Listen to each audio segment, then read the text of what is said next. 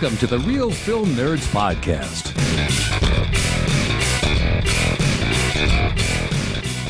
Merry Apocalypse, everyone, and welcome to another incredible episode of the Real Film Nerds Podcast. My name is Matt Hinshaw, trying to keep a positive attitude because I'm always negative, even when it is not the apocalypse. You can follow us on the socials. I'm just going to get that out of the way right now. At Real Film Nerds everywhere. We have a Facebook group. We have an Instagrams. We have a Twitters. I don't really check the Twitters. Mostly do the Instagrams and the Facebooks or the Facebook groups. Check it out. It's fun. You can bullshit, talk about movies and how horrible they are. But anyways, enough about me and our wonderful Real Film Nerds podcast. Let's get to our incredible co-host on the other side of the USA, Mysterious Mike Talent. Hey, Matt. Thanks for welcoming me on another day in the apocalypse. I have an important question, Matt. How long do you think people's hair is going to get with the, everything shut down? Like, we can't get haircuts over in our neck of the woods.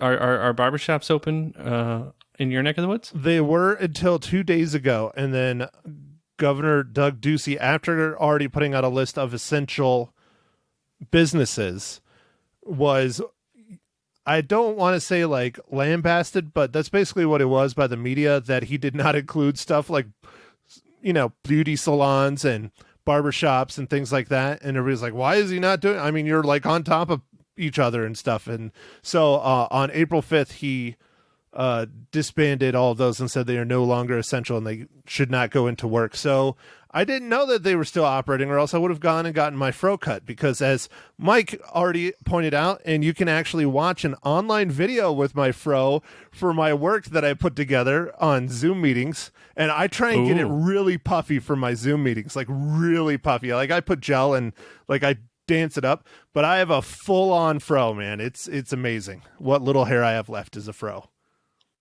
Awesome. I know my hair is getting quite long. It's coming up on 2 months. I don't know how long it's going to go. I might end up having long hair again, Matt, like in high school. I was going to say, are we going to get a rebirth of the JC?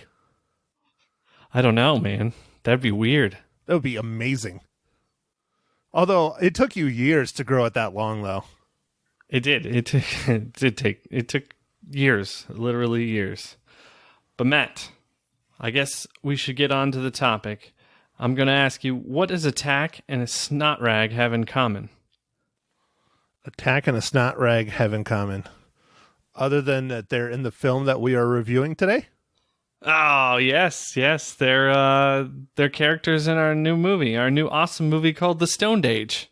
Well, I don't know if I would call it a new movie. It's a new review. It's a movie that both of us saw. Probably, I was trying to figure out if it was high school or if it was college. It came out in 94, but I'm pretty sure we picked it up at Hastings. So I think it was probably high school. Yeah, I'm thinking it was like high school, which would be like 96, 97 time frame. And it was probably a 49-cent rental. Matt, remember that? 49 cents for a week to rent a movie. I miss those days. That was amazing. 49 cents for a whole week. Was it a week or was it like 4 days? It was like it was something I think ridiculous, it was a week. though. Yeah. No, I'm pretty sure it was a week. Yeah. It was amazing. I miss Hastings so bad. We had one here in Prescott until not too long ago. Now they bulldozed it and now it's a giant Circle K, like a giant Circle K. Dude, that's one really big Circle K, man. Like, what do they do? Do they have like mouth hug machines or something in there? Like, what's going on? Well, it's right next to the hospital, so they're setting up coronavirus shelters in the parking lot of the Circle K. So you can run in, get yourself a Slurpee, come back out, get, on your ventilator and go about your business. Oh, I heard the Slurpees kill the virus. That's what I heard. It was, it's very common knowledge. Yeah, dude, get a bottle of Corona, pour it in a Slurpee, and it kills the Rona. Yeah. See, I know, man. I know. Well, I was going to say, if we keep going like this and we can't get our haircuts, our hair is going to be like the two main characters in the Stone Age. Yeah. Oh, you're right. You're right. I might have to dye mine a little reddish. Yeah. Well, so you're Joe and I'm Hubs. So I'm the mean one. Yeah. But I do get the girl though, so I'm cool with that. That's all right. Yeah, man. What's crazy too though is like this is supposed to take place in the 70s, and they definitely are dressed more punk/metal than like rockers from the 70s, if you ask me. I mean, they have like flannels and leather jackets and chains and Yeah, you're right. so anyways, all right, Mike. Well, before we start rolling too much into the Stone Age, why don't you give us the rundown for it? All right, Matt. So this was directed by James Melican and written by James Melican and Rich Wilkes. It's starring Michael Koplow, Bradford Tatum, China Katner, Renee Alleman, and Clifton Collins Jr. And this movie, oh Matt, I wrote a summary again. Oh yes, I haven't done it. I haven't done it in a while. All Back right. to form, Mike. I love it. Yeah. So two guys who want to get stoned, trying to lay some pipe with some chicks, but no fat chicks, as one of the characters so eloquently puts on his T-shirt he's wearing. So that's really what this movie's about. Just two guys trying to lay some pipe. Trying to get high and stoned and lay some pipe. Yeah. Yep. I like it, Mike. It was good. You forgot the irony though. And when Stacey and I were watching it the other day, because I forced her to watch it and she was not real happy about that. But she thought this movie was terrible. But she was like, how ironic is it that the fat guy is wearing a shirt that says no fat chicks? That is pretty funny. Yeah. I was like, that's probably on purpose. So yeah, I mean, I guess I should have put trying to kill some talls, because they're all obsessed with this beer. Of course, it's like something called Ox. I don't even know if it's real, but like Ox 45. No, it is not a real beer. They made it up. Yeah, but there's just these talls everywhere, and there's a scene in the movie that's very funny that's very explicitly tells you that they want the talls when they're robbing the liquor store. Yeah. You can say it. We can spoil this. I mean, come on. This movie's really old. All right. So it is really old. 94. 1994. Yeah. I was watching it, and I don't know. I still like it. I mean, it's dumb. It's really dumb, but I think I still like it. I don't know. Maybe because I remember what it was like when I watched it when we were younger. I don't know, the nostalgia. I think nostalgia plays a factor for me as well. I didn't hate this movie. I like this movie. I still think it's okay. I just don't think it is as good as I remember it. Like, there's parts that I really just enjoy and think are hilarious, like the eyeball and, their obsession with Blue Oyster Cult. I think that's pretty awesome. But parts of it are just kind of dumb, and I didn't realize how much, like, womanizing is really kind of going on in it. I mean, it's pretty ruthless, how Joe treats the hot blonde girl, and how he like picks on her, abuses her, and like dunks her head and all kinds of shit. Oh yeah, no, it's definitely, I don't know, and like even the whole movie, most of the male characters are trying to worm out chicks from other characters, like the whole movie. Like, that's everyone's only like goal is to just get chicks, lay some pipe. Yeah, and I think that's just them a spoof and trying to be like Dazed and Confused in a way in this film, because this came out around when Dazed and Confused came out. I think Dazed and Confused is a couple of years older, but it's kind of a homage to that and everything. But that's one thing that's interesting, Mike. I wanted to bring up about the chicks is they're in Southern California, Torrance specifically. There should be young women everywhere, and there aren't. There are like no women like anywhere. It's just all dudes. There's some at that party, but they don't talk to really any of them. And then there's the Buffalo Chicks, which was that's pretty jacked up to call them Buffalo Chicks, but is what it is. Yeah, it's definitely not PC. But there's no chicks around, and everyone, like 30 guys, are trying to get with these two girls. I don't understand that. It's Southern California. There's people freaking everywhere. There's gorgeous women everywhere. Yeah, I don't know. For whatever reason, they just showed that. I did like how they made fun of schnapps all the time in this movie. It's kind of like a running joke. Yeah, the peppermint schnapps, the schnapster, and it's like a jug. Yeah. Literally a jug. Oh God, so nasty. Ugh. All right, Mike. Well, should we proceed? Do you want to ask? Yes. Yes, I do want to ask you a question, Matt. What are you drinking on this day of the apocalypse? Have we, last time you were drinking some nice stuff. What do you got this time?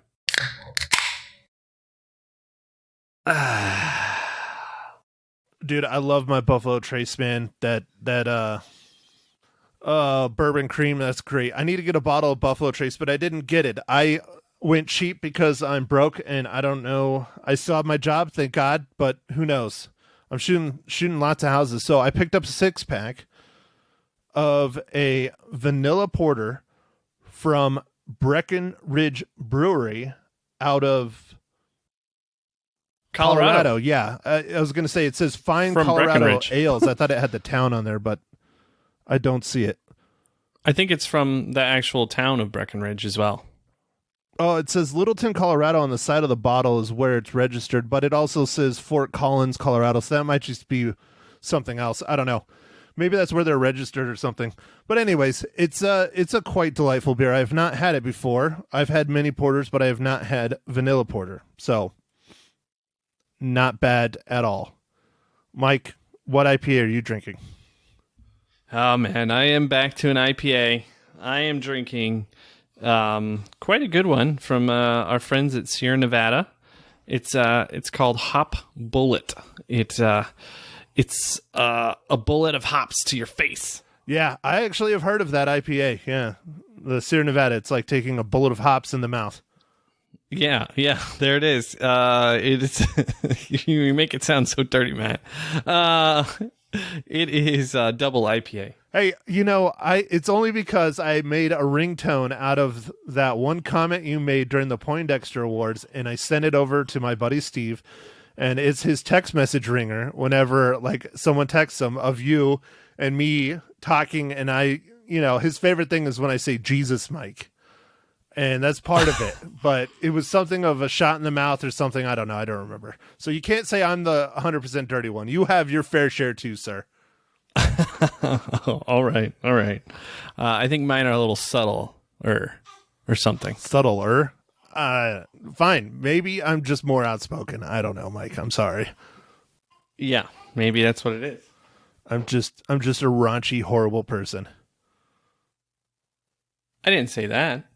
Yet. That's the key word, is yet. All right, Mike. So should I ask the most important question of the entire podcast? Way more important than what IPA you're always drinking. Mike, how does 1994's The Stoned Age relate to the Marvel Cinematic Universe?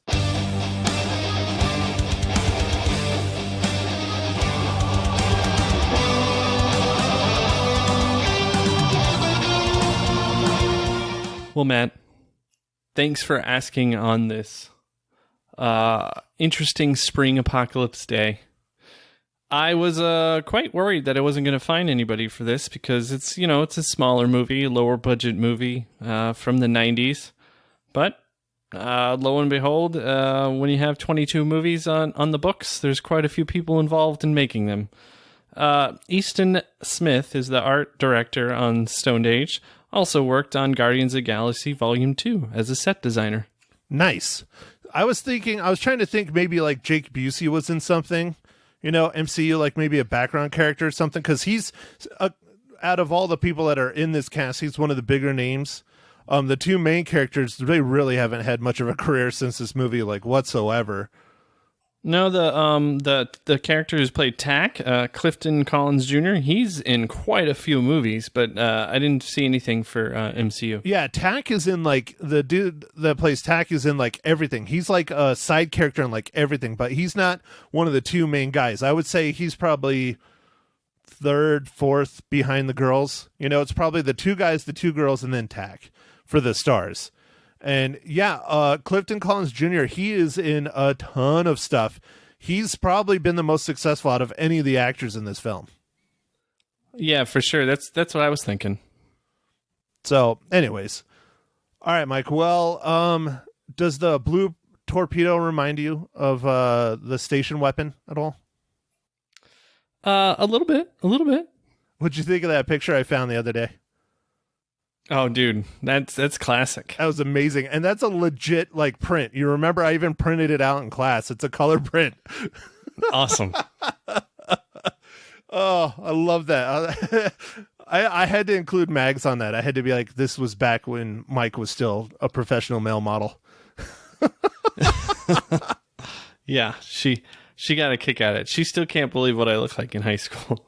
Dude, I got plenty more because that was one of the things being both photography students. I don't know if you took a lot of pictures of me, but I took a lot of pictures of you and friends and girlfriends and things like that. Like that's one when I was going through that stack, like half of them was of said ex-girlfriend from high school. I mean, like half of them. The one whose name we do not speak? Yeah. She whose name we do not speak. Okay. Yeah, no, her name is Nicole. And I've not talked to her since probably halfway through college. Haven't seen her, don't really care. I don't know. I got you, man. I don't know, not to get too off topic, but that's one thing that's kind of weird, Mike, is how when it comes to ex-girlfriends, I know some people can continue talking to their exes. I've never, ever been able to remain friends with any of my ex-girlfriends, and I don't know what that is. Maybe it's just how I was brought up. I don't know. Yeah, maybe that's what it is. I don't know. I've lost contact with my high school ex-girlfriend. I probably could find her now. Like, I feel like with Facebook and the socials, it's easier to find people, but I'm not really looking, you know? But that's the thing. Would you really want to? But I mean, I'm even talking like ex-girlfriends that I've dated that are still living in Prescott now. I don't really talk or hang out with them or am friends with them. And I don't know. Maybe I'm just a weirdo or I don't know. Email us, Mike@realfilmnerds.com, and let us know what do you do about your ex-girlfriends or ex-wives or ex-boyfriends or whatever. Along with the shitty selfies. That's Mike@realfilmnerds. Yes, thank you. I still think that is hilarious how Steve started sending you them. He did. Oh, Real Film Nerds podcast. Super fan Steve Stockmar. Shout out. He literally is not leaving his house. I don't know how he is surviving without baseball. Oh, dude, Matt, speaking of baseball, random. Did you see the MLB thing today? They're going to have all the teams play all the games in Arizona? That was yesterday, and they've been talking about it actually for a few weeks. They're not sure if they're actually going to do it or not. But yeah, they're going to have That's so weird. All 30 teams play at their spring training facilities with no fans. And the bad thing, though, is I didn't even realize that Steve brought it to my attention today because this is exciting for both of us. I mean, we get baseball back. And I'm thinking, well, 30 teams, so they might need a still photographer. Give me a call. I'll shoot a game. I'm down. I'll shoot many games. But think about it. If they start playing in May, they're going to be hitting the stride of their seasons in Phoenix in July and August. Are they outdoor venues? The spring training ones, I think 100% of the spring training ones are outside. Oh. Well, Matt, they should stimulate those out-of-work photographers. I'm okay with it. I'm not out of work, but I lost a couple of sports jobs over it. So I would gladly go and shoot baseball. But I was thinking they're not going to have fans there anyways, so why not play them at night and play them start at 10 o'clock at night or 11 o'clock or 3 in the morning or whatever and play throughout the night and then air them the next day. That would be a solution. That would be a solution for the heat. But it's still hot in Phoenix, depending on where they're at in Phoenix. How sometimes it doesn't really cool down. Right. And so instead of it being 115, it'd be only 100, which is better. Still not great. Right. It's better, but it's still not great. Yeah. I guess a long time ago when I was very young, my dad played an intramural baseball, and it was in a very hot place. So they played in the middle of the night. Yeah, no, it's here in Prescott. Granted, we don't get super, super hot in the summer, but here in Prescott, they do a lot of the intramural recreation softball at night. They don't start until the sun goes down, and they'll play until midnight, 1, 2 o'clock during weekday games. So I've gone and done that a few times. Wow. So, all right, Mike. Well, I will steer us back on topic. So, Stoned Age, Ox 45. Yeah, no, I enjoyed this movie. Just watching it, the talls, the guess talls, go back in. I wish they really had talls, man. I wish they did.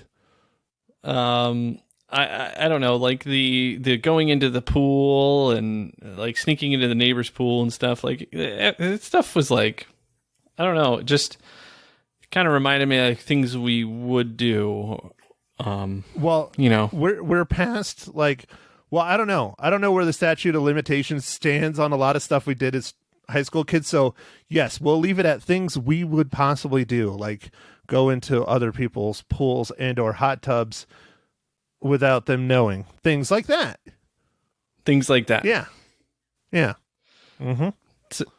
So, like that stuff reminded me, like, I don't know, just cruising around.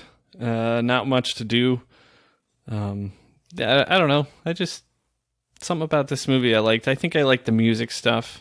Oh yeah, the music is great, man. Blue Oyster Cult. I mean, it kicks off with an Ozzy Osbourne song. You know, it's great. The music is really, really good in this. I think that's a big reason that I like this movie so much. The acting's kind of rough, but it is a lower tier movie. It's not horrible, but it's not great either. It's kind of in the middle. Some of it's clearly forced. Some of it's okay.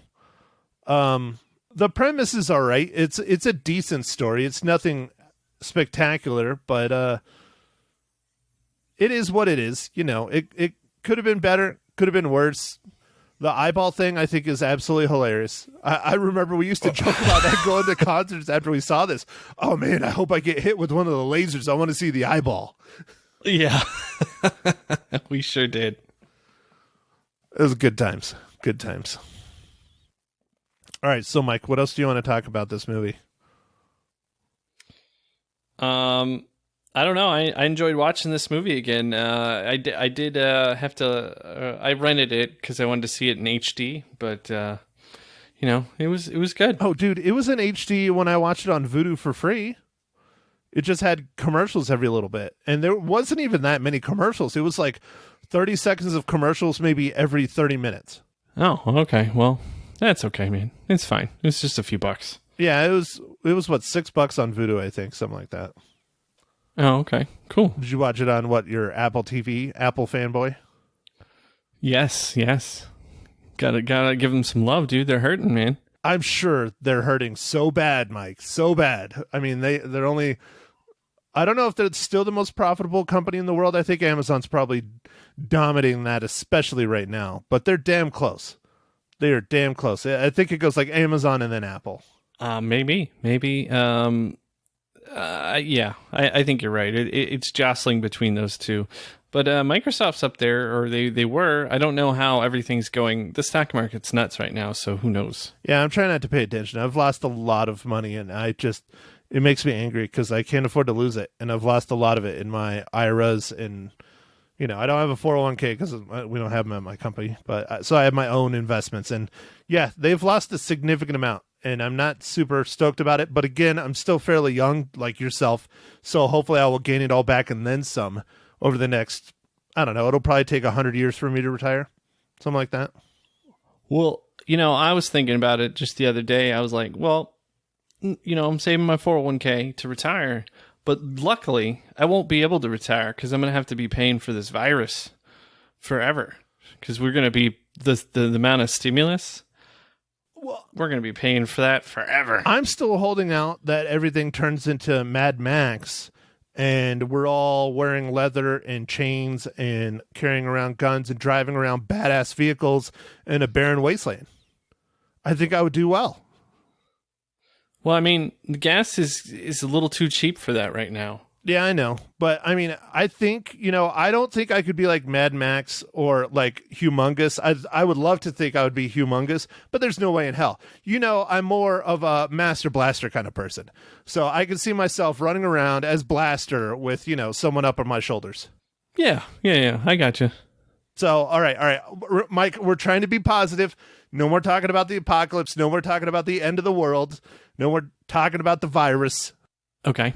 Let's just be positive. Stoned Age. I don't know why they call it the Stoned Age. They hardly ever smoke any weed in it. That was one I was going to bring up. Oh yeah, you're right. They don't. They keep bringing up this Mexican dirtweed or skankweed, right? Skankweed. They're like, yeah. Well, and that's what's funny is in high school, that's all we got. Like I was talking with Stacy about that. I was like, that's all we got. Like if we got like something that was really good and decent, it was pretty rare and it was very expensive because the border was 20 minutes away. Like the Mexican skankweed just flowed, man. You could get like pounds of that shit anywhere. Now it's probably a little bit more difficult, but. Yeah, it's probably more difficult yet the same. I bet it's different but the same. Different but the same. All right, Mike. Well, anything else you want to add, or should I ask you the second most important question? No. I mean, there's a couple. There's a couple. I forget what it's called, Matt. When you there's like that scene in Jaws where there's like Brody's on the beach and the camera like it's like fade in, fade like it's like zoom in, but what is it? Zoom in. It's that weird, like, vertigo feeling. Like, yeah. I forget, there's a... what is that called? I thought it was... Because that was... Oh, see, now I'm really drawing a blank. All this sleep is killing me. I can't even think of the filmmaker that invented it. Famous for all the horror movies. You remember Hitchcock. Alfred Hitchcock. Hitchcock, yeah. I think they just called it like the vertigo effect or something like that. I don't remember. But yeah, it's moving the camera while zooming in a certain way or zooming out a certain way. It's the opposite of whichever way the camera's going in it. Yeah. There's a lot. There's quite a bit of that, yeah. There was that in this, especially when the Buffalo Chicks showed up, and I thought it was really funny. Like, they used it in kind of a weird, funny way. Because most of the time in movies, it's like a very serious moment. And in this, it was like a very like, oh no, like funny kind of way. Yeah. Well, and speaking of the Buffalo Chicks, I think that was pretty funny towards the end of the movie when they run into him again. I think they were at the house with the girls or something. They showed up. I don't remember where they ran into him again, but there was, instead of 3 of them, there was 2. Yeah. They were like, oh, we're just evening the numbers. We're just evening the odds. I think the odds or whatever. Yeah, they were clearly gunning for Hubs and Joe. Clearly. Yes, they were. So, all right, Joe. Since I'm Hubs, I'm the mean one with that. But you know, whatever. It's fine. I know I'm mean. I'm the dick. It's cool. I understand. I know where I belong. I know where I stand. So, yeah, man. Joe, a.k.a. Mysterious Mike Talent, how many reels? I'm going to give this one 3 reels out of 5 because I don't know, the nostalgia factor. I like it. Well, Mike, we need to stop this. This is now 2 weeks in a row. I also give it 3 out of 5 reels. No way, man. I thought you were going to rip it harder, man, because you're like, You told me, you're like, it's not like what I remember. No, it's not. It's dumber and sillier and, you know, not as good. But it's still that nostalgic factor. And it's still a decent movie. I mean, I'd watch it again. You know, I'm not going to tell people they need to run out and watch it. And that's what I said on the radio, you know, on Monday. I was telling them, you know, it's fun. It's interesting. But there's better coming-of-age stories out there since this film. We got things like Superbad. Superbad is freaking incredible. That's one of the best coming of age stories I've ever seen. And then there's Booksmart. Booksmart is another fantastic coming of age story. So if I had to pick one of those, you know, I'd send them to something else other than the Stoned Age. But if you got the time, it's worth it. It's fun. Yeah, well, there's also American Pie, man. I was thinking we should do that at some point because I haven't seen it in a while, but I still think I would like that movie just the same. It's ridiculous. Came out when we were in high school. Well, you know, that movie to our generation specifically, our graduation year of high school, is extremely specific and extremely nostalgic because that came out our senior year of high school. I mean, a lot of that shit that was in that movie, it was like our lives. You know, it was fun. It was a good movie, but for us, it hits that special soft spot because the timing was just perfect. It really was. Yeah, that was such a fun movie for us to watch. I don't know. I enjoyed that movie. Well, all right, Mike. Speaking of movies, what are we going to watch for next week? Man, I was thinking about it. I don't know. Well, you were saying Onward, but I already reviewed Onward on the radio. I mean, we can do it in the pod. That's no big deal. We could do that. Yeah, there's new movies that hit Netflix. There's like The Road to Perdition is on there. Oh, that movie the Tom is Hanks. so good. I love that movie. I remember I bought that on DVD. I still have it. That would be a good one. Oh, that would be a real good one. I don't know. There's like, because it's April now or whatever, some stuff changed over on the streaming services. But that was a good one that I saw that was on there. That'd be kind of cool to watch again. I haven't seen it in a while. I don't know, Matt. What are you thinking? You thinking we do another one of these requested ones? Or? Yeah, we could do a request. Let's not worry about it right now because we can spend like 20 minutes just talking about which one we're going to do. Here, let me pull up our list requests because I can do it without touching my keyboard. Let's see. Legacy list requests. All right, here we go. Here are our current requests. These are not yours or mine. These are requests from listeners. Death of Superman, Nell, Room, Public Enemies, Bubba Hotep, The One, Predestination, Prisoners, Mallrats, Short Circuit, Just One of the Guys, Rudderless, Ice Pirates, Birdman, Chillerama, and Sweet Smell of Success. Anything hitting you there, Mike? I don't know, man. A lot of those movies I've seen, there's some on there that list I have not seen, so Ooh, I don't know. Like what? Like Chillerama? I don't think I've seen that. That's requested by my buddy Dave. It's a horrific, silly horror comedy. I don't think it's supposed to be a comedy. It's when he requested it, it was streaming on Amazon. So we'll have to look into that. All right. So yeah, let's look into the list, Matt. See if there's anything that catches our fancy. I mean, Bubba Hotep's a great movie, And that's one I've never seen. I haven't seen it in a while. It's great. It's interesting. It's got Bruce Campbell in it. It's great. Yeah, well, I love Bruce Campbell. He's amazing. That's one that's on my list. On my personal list is Army of Darkness or Evil Dead. One of the Evil Deads or Army of Darkness. The originals, not the remakes. Oh yeah. You gotta go to the original. I'm gonna probably get shot for this, but I think Army of Darkness was my favorite out of the three. It was so silly. Medieval times with a shotgun and I loved it. Oh yeah, no, that's I think that's my favorite as well. Loved it. But anyways, all right, Mike. Well, and who knows? There has been some new drops on Netflix of new films that they've come out with. I saw a couple. There was a Western on there. I don't remember the name. That might be interesting. So we'll figure it out. We'll talk about it. I already watched something that I'm going to probably talk about on the radio next week. It was a documentary on Hulu, and it's called Neat. It is the story of bourbon. Oh, nice. It is really, really good. I'm giving it way probably too many reels, but it was really good because, yes, it's a story about bourbon, but in the end, it's really a story about people. And I loved how they did that. Neat. Exactly. That's the name of the movie. Goober. Yeah, I did watch a docuseries, but it's a docuseries. It's on Netflix, and it was like how to cover up. It's something to do with like drugs or something. It was fascinating. It's about Massachusetts and some drug chemists, and they had some problems, and basically how them having some problems testing all the samples of drugs made like all these cases like invalid. Well, and Mike, who doesn't love drugs? Right. Yeah, but it's like there's only two like labs in the whole state of Massachusetts, one for East and one for West, and they were both messed up at the same time. Jeez. Ugh.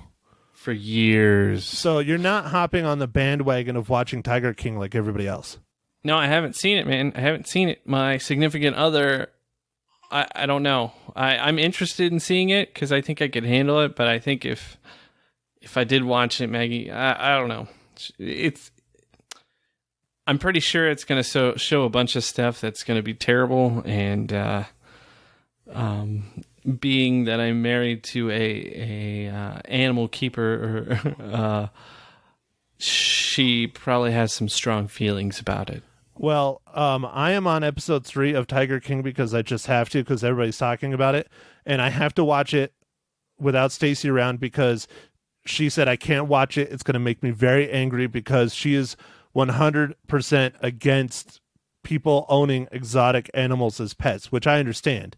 But she is also an animal person. She is not doesn't work in a zoo or a theme park or anything like that. She's a vet tech at our local emergency vet clinic here. She's actually now the practice manager. She's the boss. So that's pretty cool for her. She just got a promotion. Yeah, that's real cool. Yeah, no, it's a lot of stress, and I don't get to see her a whole lot because she's working like 80 hours a week because she's doing the admin stuff during the day and the vet tech stuff at night, and it's tough, man. It's tough. But she's hanging in there, and I told her, do what you got to do. I'll survive. I'll be okay. Anyways, all right, Mike, well, you got anything else for today's wonderful pod? No. I think everybody just stay safe and keep your social distance or whatever you're supposed to be doing, depending on where you're listening from. Yeah. Social distance. Watch out for that Rona. It's brutal. Don't get people sick that you don't want to get sick, or don't get anybody sick. I don't know how the hell to say it. Yeah, well, don't go out if you know you have the coronavirus. Well, yeah, of course. I've been reading some crazy stories, man. Crazy stories. That's ridiculous. Stay home and drink. That's what I would do, because I heard alcohol kills it. I heard that too. Perfect. Then, Mike, you and I, we should be immune, because I'm at least 20 or 30% alcohol. Wow. Man. I'm like, I don't know if I'm that high. I'm like Bender from Futurama. When I start sobering up is when I get really drunk.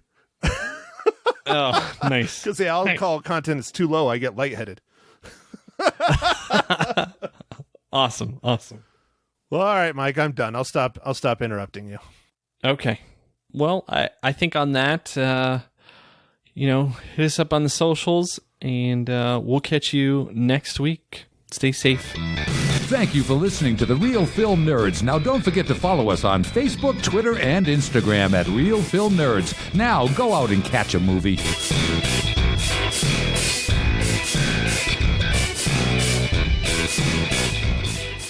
Good morning, Magic 99.1. Who's this? Good morning, Lisa. Oh my gosh, is it really Matt Hinshaw from the Real Film Nerds podcast? Alive and well. Oh, I'm so happy to hear that. You doing good there, Maddie? Yeah, the only problem is everybody thinks I have the, what's the new slang for it? The Rona? Because it's allergy season, and I have allergies really bad, so I'm sneezing and coughing and yeah. I hear you loud and clear. I was just saying that this morning, how I have allergies too, and you're just so scared to sneeze or cough because people will think you have the Rona. I didn't know we were calling it the Rona. Yeah, that's what all the cool kids are saying now. Okay, I'm going to change it. I'm going to start saying that. Very good. What are you doing to pass the time, Matt?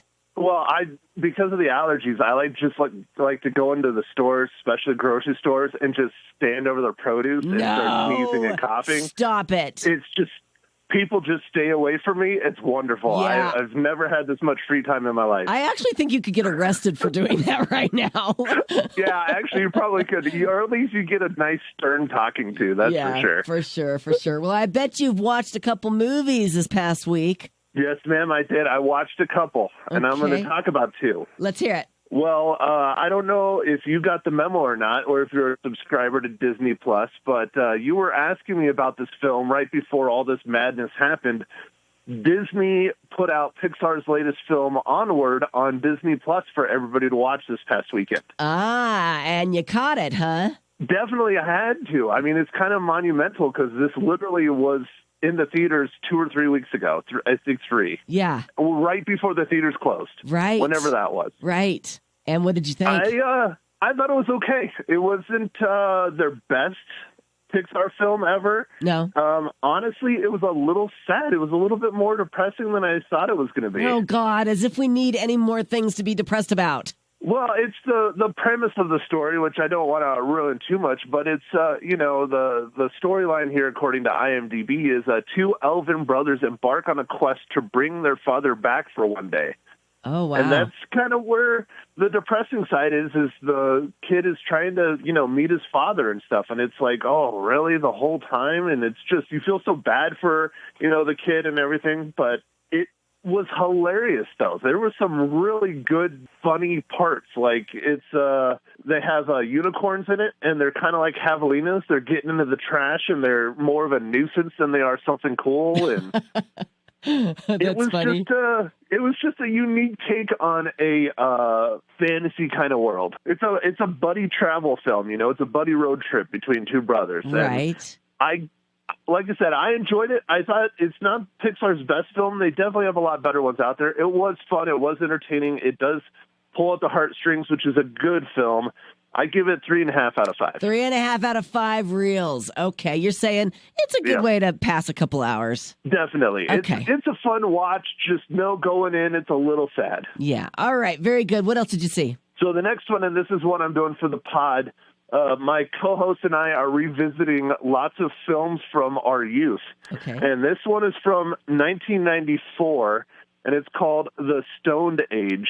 And it's basically a coming-of-age story in L.A. at one night, and it's not as much fun as I remember. No. Tough to revisit, huh? Yeah, well, it's not like horrible. I mean, it's still because I'm nostalgic, I guess. Yeah. But there's been so many really good coming-of-age stories since 1994. Sure. Things like Super Bad and Dazed and Confused. And so you see this and you're like, oh man. Okay. All right. It has its moments. It's fun at times. It's entertaining at times. It's definitely where I got my love of Blue Oyster Cult. There you go. But if you're not like specific, I don't know if I would recommend people to watch it now, but I liked it because I've seen it. I give it 3 out of 5, and that's probably too high. Okay. All right. Very good, Matt. So great to hear your voice and your recommendations this morning. Yeah, it's great hearing from you too, Lisa, and I'm glad you're hanging in there, keeping the fort down, and I'll be back definitely next week with a couple more. I got to figure out what I'm going to do, though. I love it. I'll look forward to it. Thank you, Maddie. Thanks, Lisa. Bye-bye. Bye.